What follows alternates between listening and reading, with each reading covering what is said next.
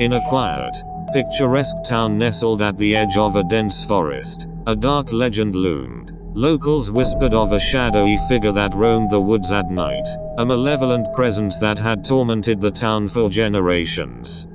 It was said that whoever encountered the figure would be forever cursed. As the years passed, the legend of the shadowy figure was largely dismissed as superstition by the townsfolk. But one summer, a young woman named Emily moved to the town, and she was fascinated by the dark stories that surrounded the mysterious figure. Emily had always been drawn to the macabre and the unknown. She quickly made friends with the local kids, who shared tales of eerie sightings and strange happenings in the forest. Determined to uncover the truth, Emily decided to venture into the woods one moonless night. Armed with a flashlight and camera, she delved into the forest, her curiosity driving her deeper into the darkness. The sound of rustling leaves and the distant hoot of an owl filled the night. Her flashlight cast eerie, elongated shadows on the trees, but Emily continued, determined to find evidence of the shadowy figure. As she ventured further into the heart of the forest, Emily felt a growing unease. The air turned colder, and she began to hear faint whispers that seemed to emanate from all around her. Panic set in as the whispers grew more distinct, and the darkness seemed to shift and coalesce into a shadowy form.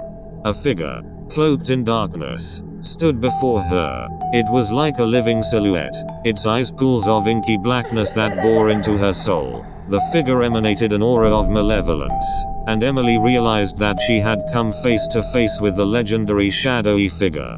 Paralyzed by fear, she tried to retreat, but the figure moved closer, its shadowy hands reaching out toward her. She could feel an overwhelming sense of dread and despair wash over her.